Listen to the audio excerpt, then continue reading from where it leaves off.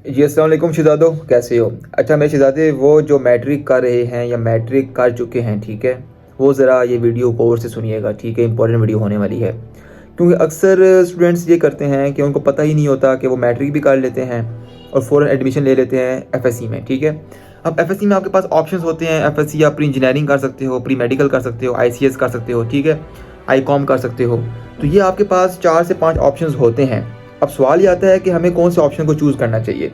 अब देखो, बहुत सारे स्टूडेंट्स, मैंने अभी पिछले 1-2 साल में ये बहुत ज़्यादा देखा है कि बहुत सारे स्टूडेंट्स एफएससी प्री मेडिकल कर लेते हैं, ठीक है, इस नीयत से करते हैं कि हमने डॉक्टर बनना है, ठीक है, हमने डॉक्टर बनना है।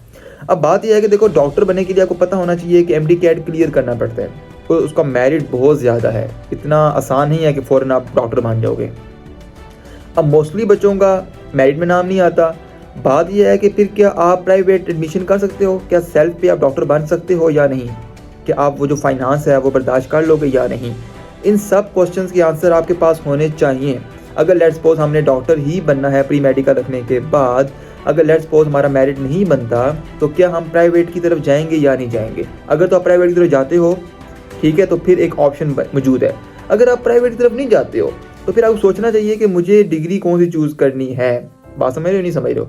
और ज़्यादातर जो प्री मेडिकल पर बच्चे होते हैं वो फिर क्या करते हैं, डीपीटी वाली की तरफ निकल जाते हैं या फिर डी फॉर्म की तरफ निकल जाते हैं। तो ये चीज़ें हैं। तो इसलिए ये सारी चीज़ें पहले सोच समझ के आपने एफएससी के अंदर प्रोग्राम चूज़ करना है। अगर मैं टू बी ऑनेस्ट बात करता हूँ तो देखो, मेडिकल वालों के लिए बहुत ज़्यादा चांसेस मुश्किल हैं, कम है चांसेस, ठीक है। अब एमबीबीएस के अलावा आपके पास उस तरह के मज़े के चांसेस नहीं हैं। अब लाइट प्रोग्राम्स हैं बट इतने वो नहीं है कि उन्होंने क्या किया हुआ है कि मुख्तलिफ कोर्सेज़ को जोड़ के ना एक प्रोग्राम बीएस का लॉन्च कर दिया है। तो इसलिए आप ये सोच समझ के प्रॉपर अपना माइंड क्लियर करके हमने भाई क्या करना है एफएससी के बाद, हमने यूनिवर्सिटी में कौन सी डिग्री करनी है, ये चीज़ें आपको पता होनी चाहिए। तो मैं ये कहूँगा कि देखो, अगर आप इंजीनियरिंग कर लेते हो या कंप्यूटर की तरफ जाते हो तो आपके पास ऑप्शंस बहुत ज़्यादा हो जाते हैं, ठीक है। जैसा कि अभी देखो फ्यूचर कंप्यूटर का चल रहा है, ज़्यादातर आईटी प्रोग्राम्स हैं, कंप्यूटर वाले प्रोग्राम्स हैं, तो आपके पास ऑप्शंस बहुत ज़्यादा होते हैं। अच्छा, फिर एफएससी प्री इंजीनियरिंग के अंदर आपको देखो केमिस्ट्री करनी पड़ती है। अब बहुत सारे जो स्टूडेंट्स हैं केमिस्ट्री से भागते हैं। अगर मैं अपनी बात करूँ तो मुझे केमिस्ट्री अच्छी नहीं लगती थी और मैंने नंबर भी इसी वजह से मेरे बहुत कम आए एफएससी में केमिस्ट्री की वजह से। तो देखो, अगर आपने इंजीनियरिंग की तरफ नहीं जाना तो आप आईसीएस कर लो यार, कंप्यूटर वाला प्रोग्राम कर लो, आपके लिए इजी हो जाएगा, ठीक है। तो ये सारी चीज़ें यार आप फ़ौरन ऐसी ना पड़ जाया करो कि फ़लाने ने आपको, किसी ने आपको सजेस्ट कर दिया तो बस आप वही प्रोग्राम कर लो। आप खुद भी सोचो कि हमने भाई इस डिग्री के बाद करना क्या है, ठीक है।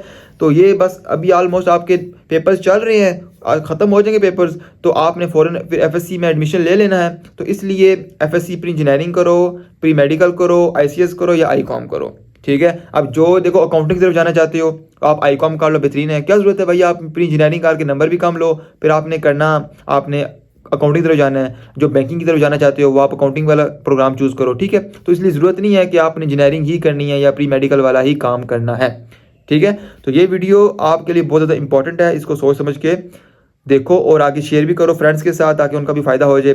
बाकी आपका कोई और क्वेश्चन होता है, कोई प्रॉब्लम होती है तो आप मुझे डिस्कस कर सकते हो, कमेंट कर सकते हो, मुझे डीएम कर सकते हो इंस्टा में और टिकटॉक को फॉलो कर सकते हो। ऑल दी बेस्ट, अल्लाह हाफिज़।